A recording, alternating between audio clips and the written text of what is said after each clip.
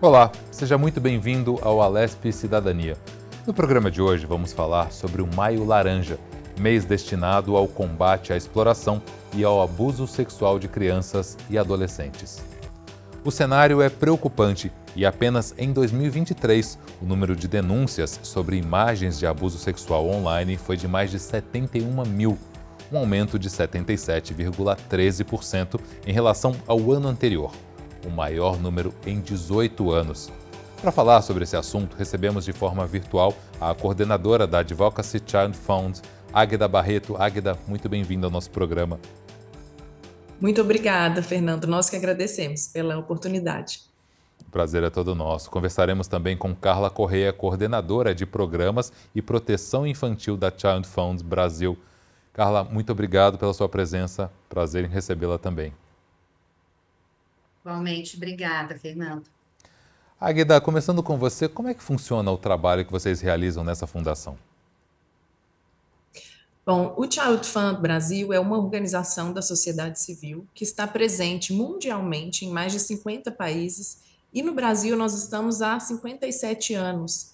Então, nós atuamos com programas, projetos sociais e também temos uma frente de advocacy, que é como nós chamamos a incidência mais direta sobre os direitos das crianças e dos adolescentes. Então, nós atuamos tanto na esfera de assistência mais direta a crianças, famílias e todas as comunidades que são envolvidas nos nossos projetos, principalmente através do apadrinhamento de crianças, e também temos essa frente de proteção infantil e de advocacy. A proteção ela vai cuidar e prevenir todo tipo de violência contra crianças, e o advocacy é a frente que vai ajudar a formalizar isso nos mecanismos legais que existem no nosso país. Como é que funciona essa conversa entre os países? São muitos países trocando informações com relação a tráfico de crianças? Como é que funciona isso? Isso, nós trabalhamos em rede através do apadrinhamento de crianças. Então, o trabalho do Child Fund, ele surgiu em 1936, na época da Guerra Sino-Japonesa, e foi um casal de americanos que começou a fazer um trabalho de conectar pessoas que queriam apoiar as crianças que estavam envolvidas nesse conflito e outras pessoas que estavam, né, americanos, que queriam apoiar através de uma correspondência, através de uma doação para essas crianças. Então, assim surgiu a organização há mais de 80 anos, e depois ela foi amadurecendo seus ciclos, ela foi, hoje, né, a gente tem uma constituição de organização da sociedade civil, então a gente tem programas e projetos muito bem consolidados que vão combater a pobreza infantil, combater esse ciclo, né, para que a gente possa apoiar o desenvolvimento de crianças e fazer o desenvolvimento social também de comunidades. Então, tudo isso é feito de acordo com o contexto local. Então, respeitando o contexto local, são feitos diagnósticos que vão levantar os principais problemas, as principais questões estruturais que essas crianças e essas famílias vivem em seus ambientes. E com a participação comunitária, o Child Fund entra com uma espécie de, a gente brinca que é como se fosse um cardápio, né, de metodologias também com recursos e parcerias locais para a implementação desses projetos. Tudo isso é financiado com apoio de doadores e doadoras que se conectam à nossa questão de proteção infantil e que vão oferecer uma doação recorrente. Então, os países eles têm essa troca de informações, de metodologias e também de recursos, porque, por exemplo, no Brasil hoje, a maioria dos padrinhos não é brasileiro, ainda são estrangeiros. Então, a gente tem essa troca de recursos, esse fomento de atividades e também participamos em redes, em coalizões que estão internacionalmente buscando defender os direitos de crianças e adolescentes. Carla, para você, o que mudou de todo, desde o começo dessa fundação, desde o começo dos trabalhos? A realidade mudou muito, os problemas aumentaram, infelizmente. Como você vê a evolução desses problemas com crianças e adolescentes nos dias de hoje? Olha, quando a gente olha para o cenário, quando a gente olha para a criança, para o adolescente e para o jovem, né, que é o público primeiro de atenção do Child Fund Brasil, nós identificamos muitas conquistas, né, ao longo desse percurso, ao longo dessa jornada, desse trabalho executado nas comunidades, nos estados, municípios, onde o Child Fund atua.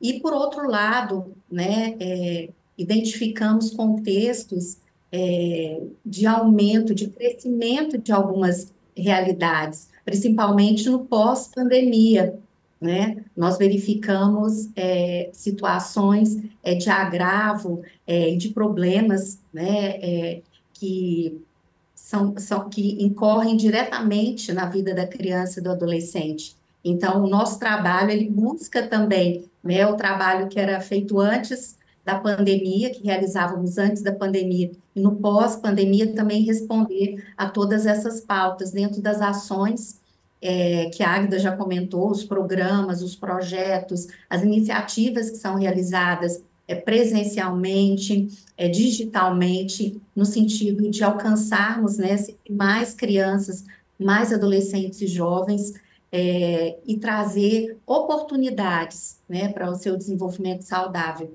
Mas as situações de melhoria e as situações de agravos, a gente tendo como um parâmetro o que ocasionou a pandemia.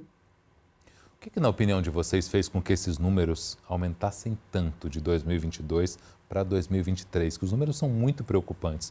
Quase 80 mil denúncias só online. Existem dois fatores que a gente analisa com relação a esse aumento de denúncias com relação a imagens de abuso e exploração sexual infantil. O primeiro, mais otimista, é que a gente tem fomentado muito a existência desse problema. Então, uma vez que a gente coloca evidências de que existe um problema na sociedade, como nós estamos, né, o Child Fund e outras diversas organizações fomentando em redes e coalizões sobre a importância de prestarmos atenção na questão da violência sexual infantil online, uma vez que a gente coloca isso em evidência, acontecem muito mais denúncias. Então, é importante que as denúncias aconteçam para que evidencie-se o real problema. E a gente sabe que essas 70 mil denúncias, né, que foram levantadas pela ONG SaferNet, elas não representam a total realidade, porque existe uma subnotificação. Nem todo caso que existe, ele é denunciado, a grande minoria é denunciada, né?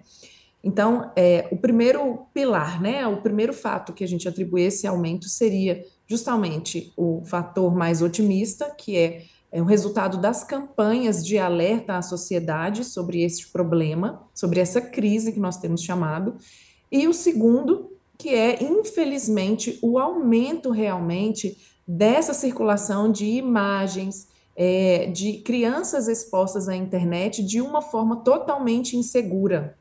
Então, o problema também tem aumentado na medida em que a internet está em constante transformação. As crianças e adolescentes, como Carla pontuou muito, depois da pandemia, estão mais expostas também à questão dos meios digitais, que são necessários, são avanços, é claro que nós sabemos disso, eles são muito necessários. Mas a gente percebe que os meios de educação digital, de proteção digital, não avançaram na mesma velocidade que a tecnologia tem avançado e da nossa necessidade e dependência até da tecnologia. Então, o que o Child Fund tem chamado muito a atenção, especialmente nesse mês do Maio Laranja, que é o mês de combate ao abuso e à exploração sexual infantil, é a esse recorte da violência sexual nos meios online. Nós temos chamado a atenção para esse problema, porque é muito bom que a tecnologia avance e a cada vez tenhamos mais transformações, mas é melhor ainda se nós tivermos a proteção infantil aliada a essas transformações, para que todas as crianças fiquem seguras ao navegar na internet. Porque hoje o que nós vemos é um cenário de extrema vulnerabilidade, infelizmente, Fernando. Carla, na tua opinião, quanto que os pais podem proteger as crianças expondo elas menos na internet, mostrando menos fotos? Qual que é a responsabilidade dos pais nesse momento para que esses números não aumentem ainda mais? A responsabilidade é a primeira, né? Total.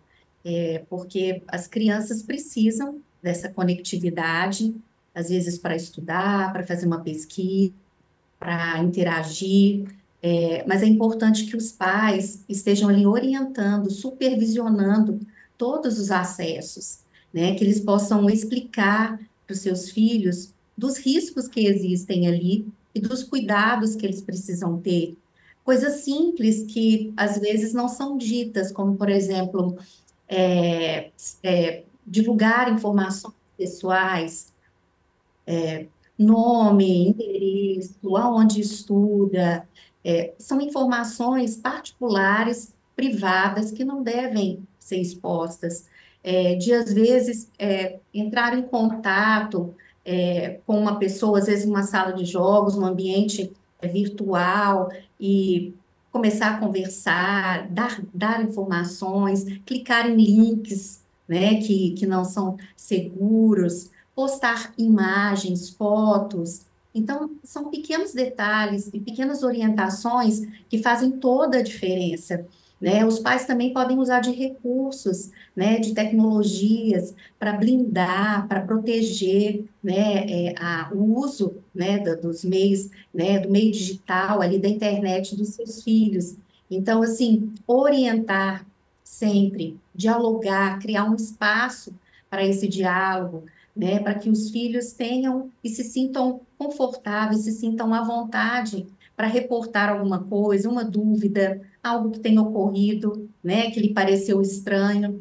E quando ele tem essa liberdade com os pais, com os cuidadores, isso flui melhor, né, que havendo de fato um risco, uma preocupação, ela vai ser dita, vai ser compartilhada em tempo, para que os pais, que os cuidadores possam tomar providências e possam se posicionar. Então, o papel da mãe, do pai, dos cuidadores é fundamental no processo educativo, informativo, de promover a proteção, de promover o cuidado dos seus filhos, de saber com quem eles estão se conectando, comunicando, né? É um ambiente tão amplo, um ambiente tão diverso e com tantos perigos, com tantos riscos, né, que é importante que, na medida que a criança tenha condição, né, e a compreensão, que os pais possam ir falando, né, e já tomando, né, previamente esses cuidados que cabem a eles, né? Águeda, infelizmente os números são muito preocupantes, mas não são números apenas de abuso sexual, existem também os sequestros, os sumiços, as crianças somem em um número muito grande, não só no Brasil, como no mundo inteiro, tráfico de órgãos, enfim. Esses números estão piores também. Olha, internacionalmente, nós temos vivido muitas crises com relação à infância. Recentemente, nós tivemos, com relação ao tráfico de crianças, esse tema veio muito à tona por conta de um filme, né, O Som da Liberdade, que vem trazer muito sobre o quanto as nossas crianças estão vulneráveis. O tema do tráfico infantil em si não é um tema que o Child Fund atua diretamente, mas é claro que nós estamos interligados numa rede que atua pela proteção infantil. E, infelizmente, esse tema também precisa de ser monitorado, nós precisamos de ter o tempo todo uma atenção plena, e principalmente enquanto famílias, enquanto pessoas que atuam com crianças, se nós estivermos prevenindo as crianças de situações mais simples que acontecem dentro de casa, nós estaremos prevenindo também as situações extremas, como, por exemplo, a questão do tráfico, né, de crianças, que é muito séria, é muito grave, mas nós fazemos um alerta para que no dia a dia, para que chegue-se numa situação tão extrema como um tráfico, hoje a principal porta de entrada é a internet, infelizmente, porque pode ser na internet que um abusador, que uma pessoa que vai entrar em contato com uma criança pode ter informações sobre o dia a dia dela, informações sobre onde ela estuda, o que ela faz. Então, por isso que nós temos trabalhado muito no Child Fund essa perspectiva da prevenção. A perspectiva de que, se todos nós, né, essa é uma responsabilidade que nós acreditamos que é compartilhada, inclusive é o que está na nossa legislação, né, uma responsabilidade entre as famílias, o poder público, inclusive as empresas também, né, primeiro, segundo, terceiro setor, as organizações, que possamos compartilhar dessa realidade. Então, quando nós fazemos esses alertas para os pais, como a Carla trouxe, que às vezes parecem coisas simples, parece bobagem, Mas, por exemplo, evitarmos, né, enquanto famílias, evitarmos que as pessoas tenham acesso a um perfil, mesmo que seja o nosso de adulto, que saibam onde a criança estuda, ou seja, tirar foto da criança com o nome, né, da escola, ou divulgar informações sensíveis. Tudo isso parece coisa muito simples, mas pode prevenir situações graves e extremas. Então, para além dos cuidados que nós já estamos mais acostumados, né, que são os cuidados mais físicos, por exemplo, se a gente vai sair num um lugar público com uma criança, que a gente possa ter uma atenção plena, ver onde que está, quem que está interagindo, orientar a não conversar com estranhos, tudo isso já é mais introjetado na nossa cultura. O que nós vivemos hoje é um dilema, né? A gente fala que é um dilema da sociedade por conta de que nós estamos educando nossos filhos, as crianças que nós convivemos, para um mundo que nós não vivemos, que é um mundo totalmente digital e virtual.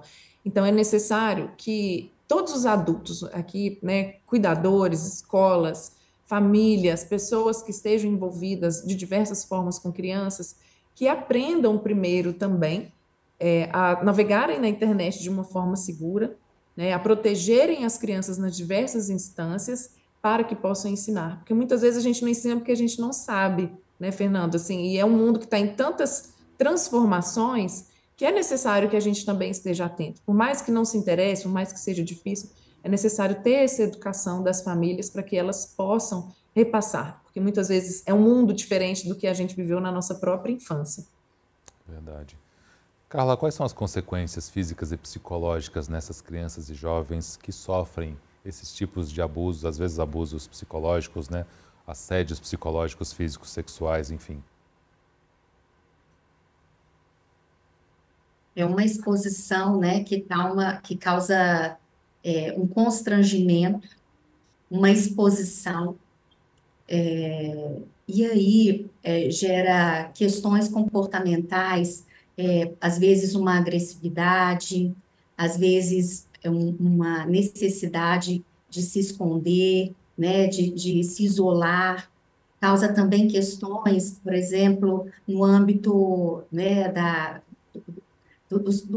fisiologia mesmo, né? De não conseguir, às vezes, dormir, né? De impactar, de prejudicar o sono daquela criança, o seu processo alimentar, às vezes perde o apetite, às vezes intensifica, há toda uma questão, um medo, né? A vergonha, o medo de ser discriminado, de ser mal interpretado. E quando a gente amplia, né, e avalia de forma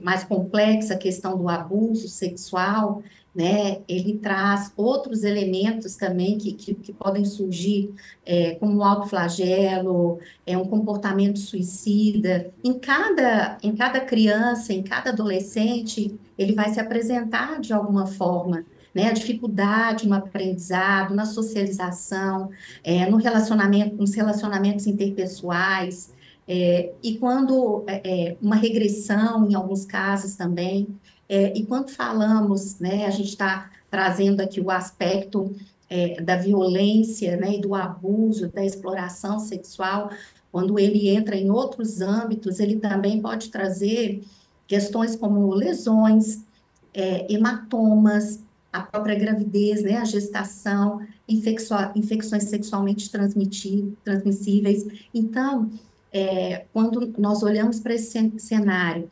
né, de violência sexual contra a criança, contra o adolescente, ele é muito complexo, ele é muito amplo, né, e para cada criança vai trazer prejuízos, sempre vai trazer prejuízos, né, e a gente vai identificar crianças onde a gente observa sintomas, uma realidade maior, em outras, uma realidade, sintomas menores, mas todas são afetadas, todas são prejudicadas, são afetadas, né, com essa violação dos seus direitos, essa violação tão grave. Inclusive, né, no mês de maio, nós falamos acerca disso, justamente em razão de uma violação gravíssima que aconteceu, né, com uma menina de 8 anos, há 50 anos, quase 51 anos, né? E por conta disso, em razão disso, o mês de maio, né, é instituído, né, em memória dessa menina e pensando em todas as crianças e adolescentes brasileiros, né, de forma a impactarmos, a alcançarmos, a levarmos informações, a despertarmos as pessoas para esse risco que é iminente, né? Porque é algo que nós precisamos dizer que muitas vezes, quando se ouve falar do abuso sexual, da exploração sexual contra crianças e adolescentes, a tendência é de que as pessoas que estão escutando remetam a outros públicos, rotulem as crianças que são vítimas, né? E são violências que todas as crianças, todos os adolescentes estão vulneráveis, né? E por conta,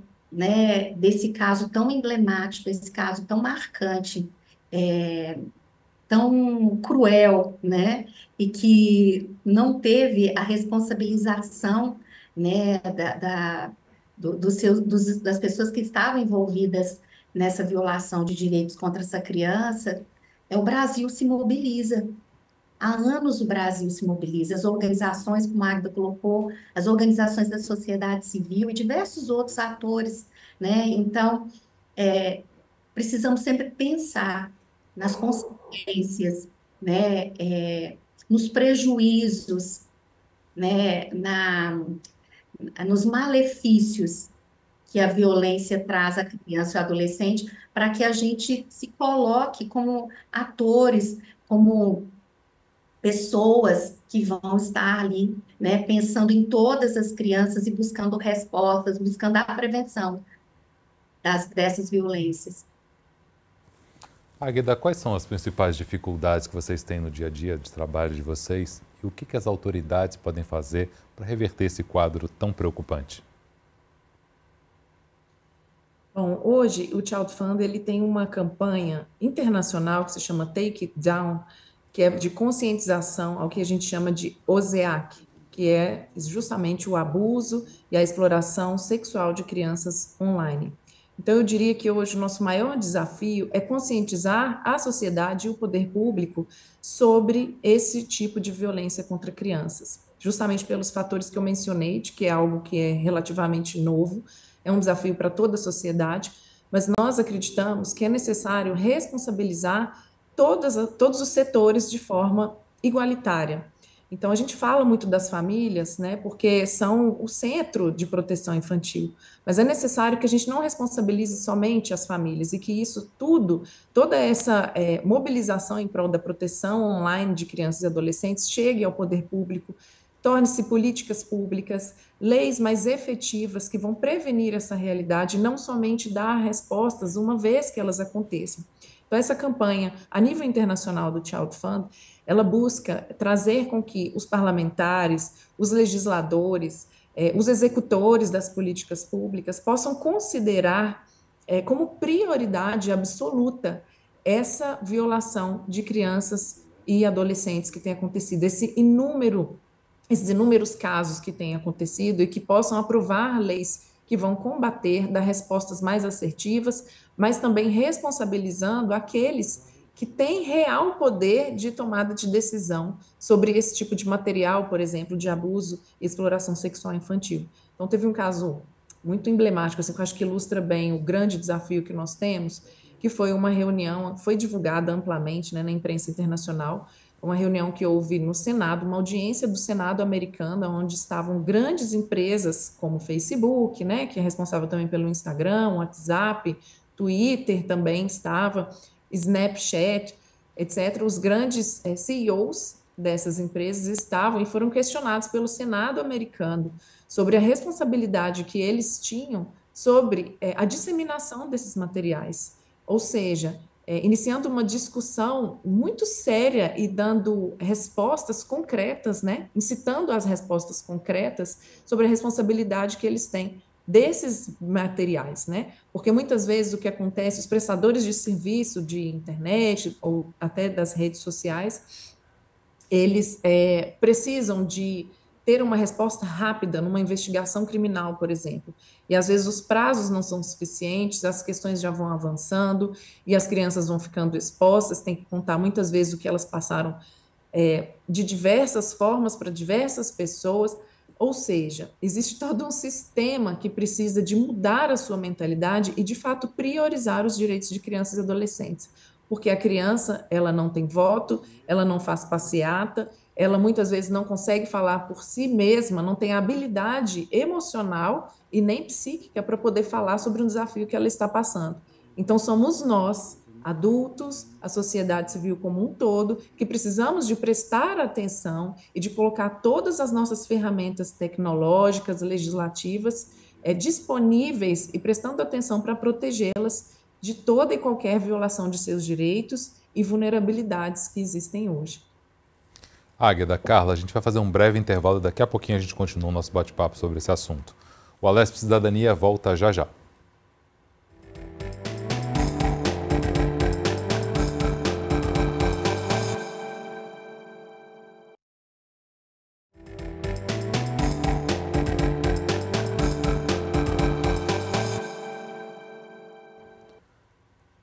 Estamos de volta com o Alesp Cidadania, hoje falando sobre o Maio Laranja, mês destinado ao combate à exploração e ao abuso sexual de crianças e adolescentes. Águeda, como funciona o trabalho de vocês neste mês específico, o mês de Maio Laranja, um mês de prevenção a esse assunto tão grave que a gente tem passado? Bom, o Child Fund, ele faz uma campanha de conscientização para toda a sociedade a respeito do tema da violência sexual infantil. Então, nós integramos as iniciativas do Maio Laranja, que agora é uma lei federal aprovada desde 2022, onde se torna o mês de maio o mês em que se fala sobre esse assunto. Também existe uma outra lei federal, que é o 18 de maio, que estabelece o Dia Nacional de Combate ao Abuso e à Exploração Sexual Infantil, e a campanha Faça Bonito, que faz uma integração entre organizações da sociedade civil para que possa se falar e evidenciar esse problema. Então, nós podemos dizer que são campanhas de conscientização, uma vez que nós precisamos tornar a sociedade, o poder público, cada vez com mais conhecimentos e informações sobre o abuso e a exploração sexual de crianças e adolescentes. Então, o que nós fazemos na nossa campanha de conscientização, inclusive eu convido a quem estiver nos assistindo a acessar nosso portal www.childfundbrasil.org.br/maio-laranja. Nessa campanha, vocês vão achar nesse site diversas cartilhas informativas e educativas sobre como prevenir o abuso e a exploração sexual de crianças e adolescentes, principalmente com recorte da internet, que é a principal bandeira que nós temos levantado internacionalmente, quando esses abusos acontecem no meio online. Então, nós temos cartilhas voltadas para crianças e adolescentes, temos cartilhas somente para adolescentes, e temos cartilhas para pais, mães, cuidadores, cuidadoras e instituições também, com dicas práticas, porque muitas vezes a gente fala sobre o problema, sobre a dimensão, e como Carla trouxe, parece que é algo muito distante de nós, mas com dicas práticas sobre o que nós podemos fazer no dia a dia para proteger as crianças, nós podemos nos tornar guardiões, né, como nós temos chamado, guardiões pela infância. Então, através da nossa campanha de conscientização, nós temos disponibilizado materiais, e inclusive no meio do mês de maio nós vamos lançar um curso inédito online, totalmente voltado para crianças e adolescentes, para que eles e elas possam também se tornarem, né, seus próprios guardiões, terem acesso às informações sobre como se protegerem online desse tipo de violência e de abuso. Então, nós podemos resumir que a campanha que o Child Fund faz, junto com tantas outras organizações e iniciativas que existem, é para que nós possamos conscientizar a sociedade como um todo, não somente famílias, mas também elas, mas também poder público, também as empresas, inclusive através desse trabalho que é hoje uma lei nacional e que o Child Fund foi uma das organizações que incidiu pela aprovação dessa lei do Maio Laranja, Então, nós temos muito orgulho do quanto temos caminhado enquanto sociedade, mas precisamos evidenciar e conscientizar cada vez mais. É importante conscientizar as crianças e os jovens para que eles saibam, na medida do possível, como se defender, pelo menos na internet, né? Carla, quais são os assuntos e os temas debatidos nas palestras que vocês realizam na conscientização dos pais e dos professores? Como os professores devem lidar com essas situações dentro das salas de aula? Sim, nós temos tido a oportunidade de realizar em vários estados, em vários municípios brasileiros, em parceria, né, uma parceria muito rica, de trabalharmos com as crianças, com os adolescentes, essa agenda, né, da saúde integral, né, da educação da sexualidade, da prevenção, dos cuidados que que precisa se ter para ter uma navegação segura, né, que cuidados que precisa ter quando identificamos situações, né, de abuso, de violência, como eu devo lidar, né? Que caminhos eu devo seguir para romper, para barrar, né, essa situação de violência.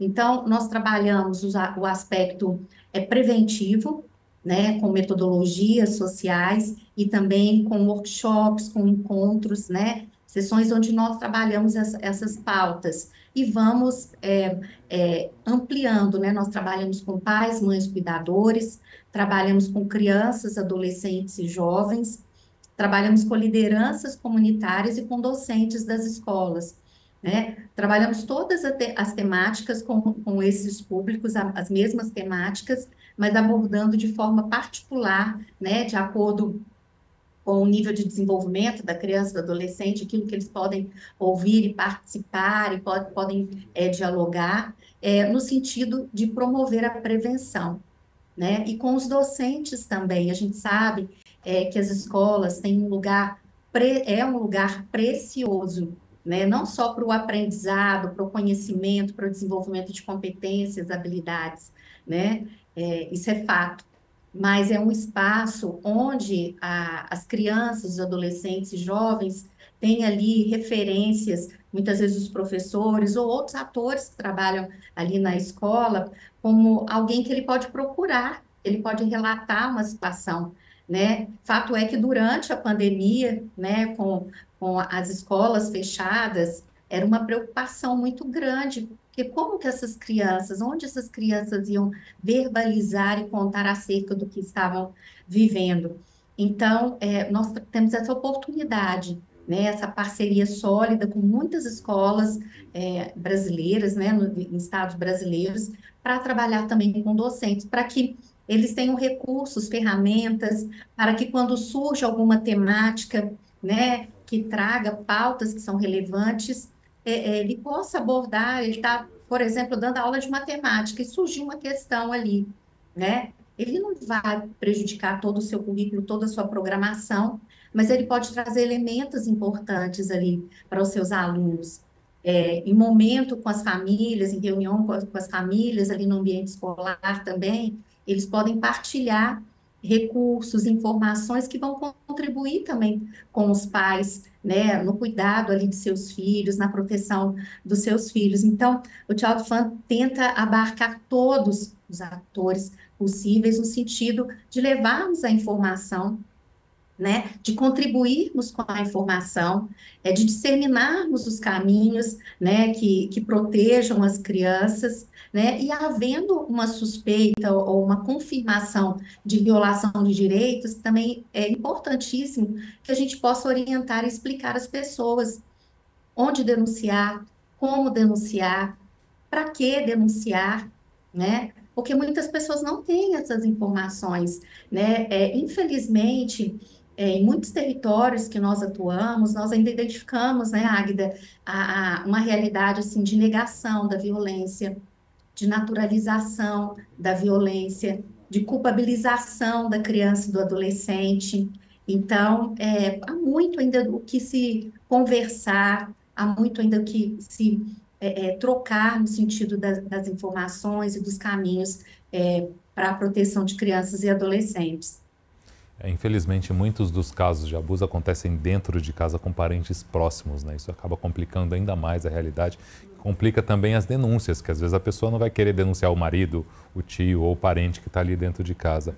Águeda, qual a importância dessa divulgação e de se conversar cada vez mais sobre temas como esse, como no caso do filme, por exemplo, que foi distribuído para diversos países e abriu a cabeça de muita gente com relação ao tráfico de crianças, enfim? Muito bem. Nós acreditamos que as mídias em geral, os veículos de comunicação, eles são grandes parceiros quando a gente está falando de uma conscientização de um problema tão grave quanto é a violência sexual de crianças e adolescentes. Recentemente, nós tivemos um filme que foi circulado aí no mundo inteiro, que se chama Um Som de Liberdade. Ele, inclusive, trouxe muitas polêmicas a respeito de questões até políticas, quando estava chamando uma atenção para um tema tão sensível que, na nossa visão, está muito acima de qualquer visão política partidária. Assim como esse filme, eu também queria trazer, né, um filme que está muito relacionado a esse mês do Maio Laranja, que se chama Um Crime Entre Nós. É um filme que vai abordar muito, tem uma visão investigativa e até um pouco provocativa, um documentário sobre a exploração e o abuso sexual de crianças no Brasil. Esse é um problema que está muito próximo de todos nós, né? Então ele vai ter essa abordagem muito completa e vai trazer também esse recorte tanto do virtual quanto do meio presencial. E você trouxe um ponto, Fernando, que é muito importante, que é importante a gente disseminar essas informações, porque na maioria das vezes esse tipo de violência, de abuso sexual, ele acontece com pessoas de confiança da criança, do adolescente. Isso é uma mensagem que a gente não pode deixar de passar. Então, por que é importante nós sabermos e protegermos as crianças com todas as informações necessárias? Por que essa campanha é tão importante? Porque muitas vezes os abusadores, infelizmente, são pessoas que vão aos poucos ganhando confiança da criança. Então, aquela imagem que a gente tem de que sempre vai acontecer quando a criança está na rua, sozinha, que ela não pode sair, ela é real também. Claro, é necessário a gente prestar atenção, mas é muito mais importante prestar atenção nas relações, nos ciclos que estão próximos da criança. O Child Fund lançou uma pesquisa no ano passado sobre a situação de violência doméstica contra crianças. E nós chegamos ao dado de que mais de 90% das violações, das violências e dos abusos que acontecem contra as crianças acontecem em ambientes domésticos, ou seja, com pessoas próximas. Então, é muito importante que as famílias se conscientizem, que não naturalizem, não normalizem qualquer tipo de violência contra crianças. Nós sabemos que, infelizmente, muitas vezes as famílias passam por situações onde tem alguém que normaliza, fala, mas é criança, a criança não vai se importar, isso não tem problema, uma normalização. E isso nós precisamos, enquanto sociedade, dar um basta. Isso não existe, isso é um problema sério, grave, que traz muitas consequências na vida de uma criança, um abuso, uma exploração sexual. Então, não banalizar, trazer essa conversa para o centro de todas as rodas, de todos os diálogos que nós tivemos. Então, por isso que é importante os veículos de comunicação, a mídia, também serem parceiros. Nós acreditamos muito em documentários, filmes, qualquer oportunidade que tragam esse assunto para a evidência. Então, para além do que nós pensamos do ponto de vista pessoal, que possamos, de fato, priorizar, trazer em evidência os direitos de crianças e adolescentes. Como eu disse antes, nós somos os responsáveis por trazer isso em evidência, uma vez que elas são seres em desenvolvimento, elas ainda não têm a cognição, o aparelho psíquico para trazer isso para nós. Então, somos nós que precisamos, enquanto adultos, proteger as crianças e adolescentes e trazer para elas de que elas nunca são culpadas. Então, uma vez que qualquer pessoa souber de algo que aconteceu, de uma violação contra crianças e adolescentes, denuncie, diz que qualquer meio de comunicação, né? Nós temos o Disque 100, que é um meio que pode ser ligado através do telefone, mas também hoje tem site, tem WhatsApp, a ouvidoria do governo federal para esse tipo de crime. Existem também as delegacias especializadas, conselhos tutelares, enfim, todos os mecanismos do sistema de proteção de crianças e adolescentes. Carla, diante dessa triste realidade de que 90% dos casos acontecem dentro de casa, como garantir segurança e estabilidade para essa criança, para esse jovem que fez a denúncia, ou que o pai fez a denúncia, nesse processo de julgamento, durante todo esse processo, essa ação judicial, como garantir a proteção dessa criança, desse jovem? Há todo um aparato, né, jurídico e toda uma estrutura do sistema de garantias de direito que prevê isso e que garante isso para a criança, né? Então, quando alguém suspeita ou tem a confirmação de uma situação de violação dos direitos da criança e reporta ali ao Conselho Tutelar, a própria equipe do Conselho Tutelar vai estar prestando todos esses encaminhamentos, né? E para cada caso, para cada realidade, vai se estruturar uma forma de proteger e de garantir, né, a segurança dessa criança, a segurança também de quem realizou a denúncia. Então, o sistema de garantias de direitos e todo o processo de denúncia já prevê isso. No Child Fund, quando sabemos de algum caso, realizamos, né, as denúncias e acompanhamos também as crianças e as famílias, né, naquilo que elas precisam, vamos tendo a notícia, o acompanhamento, porque nós consideramos isso extremamente necessário. Mas, para além disso, né, como eu já havia dito, o próprio sistema, toda a legislação já prevê e para cada caso, para cada realidade, se estrutura uma forma de acompanhamento e proteção daquela criança, daquele adolescente. Existem programas de formação, né, para as pessoas que lidam com casos assim tão graves, tão sérios, profissionais, não só professores, mas profissionais em geral, para que eles saibam como lidar diante de situações como essa? Bom, existem, né, existem plataformas, inclusive, do governo federal que ensinam, tem cursos hoje em dia até online, que trazem esse tipo de conhecimento para profissionais, e nós podemos dizer também a respeito do trabalho que é conduzido pelo Child Fund Brasil. A Carla, hoje, ela coordena uma série de organizações sociais parceiras, treina essas organizações, ela pode falar melhor do que eu, e o Child Fund, o que eu quero frisar, né, na minha fala, é que o Child Fund também tem expandido esses conhecimentos. Nós estamos começando a lançar uma série de vídeos educativos, de cursos EAD, né, cursos à distância, online, numa plataforma própria, para que todos os profissionais que queiram ter acesso ao tipo de formação que nós temos, que as organizações sociais parceiras do Child Fund têm, que esses profissionais também tenham acesso aos conteúdos, né, do Child Fund, das organizações da sociedade civil também. Nós temos, inclusive, construído parcerias com governos estaduais para que a gente possa disponibilizar esses materiais, com governos em diversas instâncias, prefeituras, governo inclusive federal também. Nós temos nos mobilizado para disponibilizar tudo o que nós temos de conteúdo para ter um maior alcance das nossas ações e defendendo todas essas bandeiras que nós defendemos da proteção infantil. Então, acho que Carla pode falar melhor do que eu, né, desse trabalho que é feito com organizações parceiras, mas sem dúvida também, acredito que a nível estadual, a nível federal também, existem conhecimentos que são disponibilizados, que podem ser acessados pelos profissionais que se interessem, que vejam a necessidade de ter treinamento. Mas é claro que, enquanto sociedade, enquanto poder público, nós da organização da sociedade civil, nós vemos o quanto é necessário avançar, é necessário que esses profissionais tenham mais treinamentos, muitos deles, inclusive, nos procuram porque precisam de mais respostas, precisam de mais treinamentos.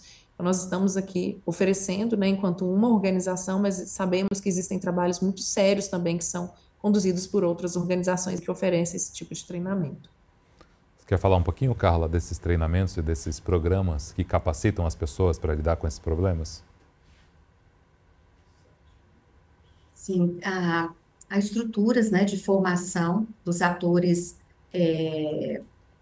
para educadores, para atores do próprio sistema de garantias, e em âmbito nacional, né, tem todas as plataformas, o acesso, né, como a Agda colocou, em âmbito estadual também, tem estados onde tem toda uma preparação para os públicos e principalmente para os atores, por exemplo, os conselheiros tutelares, né, que são treinados, preparados ali para atuar diretamente com as famílias, com as crianças, exercer a sua função. né? Então, há todo esse aparato, né, do Estado, né, para poder fomentar e disponibilizar o acesso à informação aos diversos atores, há universidades também que estruturam, né, em suas plataformas, momentos formativos, de extensão, né? E organizações da sociedade civil, a Agda citou o Child Fund e outros também, que desenvolvem processos formativos. A gente entende que, né, a nossa Constituição diz, é dever de todos, né? Mas é importante que para eu exercer esse dever eu esteja habilitado e seja conhecedor. Então, por isso é importante, né, que todos e todas se envolvam. Tem uma palestra, tem um seminário, tem um curso, tem um processo formativo que possa, né, se apropriar, porque isso nos dá mais ferramentas e condições, né, para exercer essa função, né, constitucional, essa função de mãe, de pai, cuidador, né, de educador, docente, de líder comunitário, né? Então a gente precisa muito desses recursos. Águida, para a gente finalizar, que dicas e que conselhos você daria para quem está nos assistindo, que ou presenciou alguma situação de violência, ou sabe de algum caso e não sabe como proceder? Que recado você daria para essas pessoas que nos assistem nesse momento, nesse Maio Laranja? Bom, primeiro de tudo, que é importante que se qualquer pessoa saiba ou viu ou tenha conhecimento de algum caso de violação contra crianças e adolescentes, é necessário denunciar. Então, hoje nós temos um canal de ouvidoria do Brasil, que é o Disque 100. O Disque 100 conta com um canal tanto por telefone, quanto também pelo WhatsApp, quanto sites da internet, que facilitam as denúncias, e é um canal que não necessariamente a pessoa tem que se identificar. Ele é um canal de denúncias anônimas. Então, é muito importante, se qualquer pessoa saiba ou tenha qualquer tipo de indício de uma violação que esteja acontecendo com criança e adolescente, que faça essa denúncia. Ou, se a pessoa não quiser fazer esse tipo de denúncia, mas precise de orientação, você pode recorrer também aos conselhos tutelares da cidade, da comunidade. Caso, né, a gente saiba que tem comunidades que às vezes não têm acesso fácil, um conselho tutelar bem estabelecido, pode-se também ir a delegacias. Procure sempre delegacias especializadas, que são os primeiros contatos, né, que a gente poderia ter de crianças, adolescentes, por exemplo, né, delegacias especializadas para esse público. Caso não tenha também, existem ouvidorias online na internet, procurem, se informem, mas denunciem, porque é somente com as denúncias que podem se ter os encaminhamentos necessários e às vezes você pode salvar a vida de uma criança. Isso é muito sério. Nós precisamos tomar partido, sim, quando o que está em jogo é a proteção de uma criança ou um adolescente. E fora isso, nós temos orientado muito as famílias também a prestarem atenção no tipo de conteúdo que seus filhos acessam na internet, ao tempo de exposição à tela, mas não só isso, ao que eles estão acessando, com quem eles estão interagindo.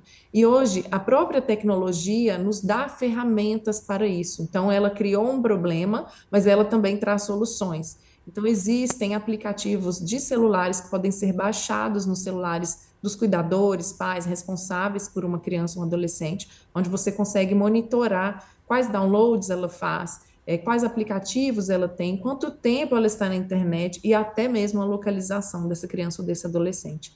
Então, nós sabemos que o acesso à tecnologia ele é necessário, ele é muito bem-vindo e ele é inevitável também. Então, o que nós podemos fazer para prevenir as crianças de abuso e exploração sexual online é educá-las e educar a nós mesmos também para que possamos proteger nossas crianças e adolescentes. Carla, você gostaria de deixar um recado nesse Maio Amarelo, esse mês tão importante na prevenção de abusos contra crianças e adolescentes? Sim, convidar, né? Nós já nos convidamos, né, Águida, todos os dias. A gente se compromete com essa causa, convidar as pessoas para se comprometerem com essa causa, a se envolverem, né, a se posicionar, a buscar a informação, e se tem informação e tem um amigo, um vizinho, um familiar que não tem, que possa disseminar, né, que possa lançar a boa semente da proteção por onde estiver, né? As crianças agradecem muito, né? E como nós já falamos aqui, os riscos são grandes e as consequências danosas. Então, nós sabemos que dentro do nosso sistema de garantias de direitos, nós temos aqueles atores, aqueles equipamentos que trabalham para a resposta. Nós, dentro desse sistema, trabalhamos pela prevenção, né? Então, assim, todos querem prevenir para não ter que chegar, né, à necessidade da resposta. Os indicadores mostram quão grande, quão extensa, né, e como a Agda colocou, ainda não representa a realidade dos casos de violação de direitos. Então, todos nós precisamos nos mobilizar. Essa é a intenção do Maio Laranja, né, de engajamento, de disseminar informações e caminhos, né, para que todos possam se comprometer. Né? E só um comentário, né, que eu acho que é importante, dentro da segurança também das crianças na internet, algo também que a gente sempre salienta, né, Águida, a questão das crianças nas redes sociais, né, muitas vezes não tem a idade para estar ali naquela rede social, já tem, né, a sua conexão ali, não tem, às vezes tem 8 anos, tem 5 anos e já tem, né, e a gente sabe que melhor é após os 13 anos, e também de uma rede privada, que não seja pública, né, são detalhes que fazem diferença e que contribuem para a proteção da criança. Vocês querem deixar novamente o contato, o site, o contato de vocês para que as pessoas descubram o que está acontecendo nesse mês de maio? Sim, por favor, gostaria de compartilhar o site do Child Fund da campanha Maio Laranja, é www.childfundbrasil, tudo junto, .org.br/maio-laranja. E também sigam-nos em nossas redes sociais, no Instagram, @childfundbrasil. Lá nós colocamos todas as nossas programações para o mês de maio. Vão vir lives, vão vir materiais, lançamento de curso, ações presenciais. Nós vamos ter uma ação presencial em São Paulo, educativa e de conscientização. Então, sigam-nos em nossas redes sociais, também estamos no LinkedIn, no Facebook, mas o nosso principal meio de comunicação hoje é o Instagram e o site onde vocês podem baixar todos esses materiais que nós mencionamos, que com certeza vão trazer dicas práticas para o dia a dia e que ajudam, né, as famílias, as instituições a protegerem crianças e adolescentes. Nós agradecemos, muito obrigado, Fernando, pelo espaço, né, que a Lesp trouxe para a gente hoje, poder falar desse problema, dessa situação. Não vou dizer nem que é um problema, vou dizer que é uma crise que nós vivemos no Brasil e mundialmente, mas no Brasil, infelizmente, esse problema é ainda mais grave. Então, nós precisamos falar, disseminar e todos sermos guardiões. Então, muito obrigada por esse espaço e que possamos continuar em parceria. Nós que agradecemos, Águida. Foi um prazer conhecê-la, foi um prazer conversar com você. Prazer. Até a próxima. Obrigada. Até mais. Obrigada. Carla, obrigado pela tua presença também. Foi um prazer conhecê-la. Foi um prazer te entrevistar aqui. Obrigada. O Alesp Cidadania de hoje fica por aqui e a gente se vê no próximo programa. Até lá.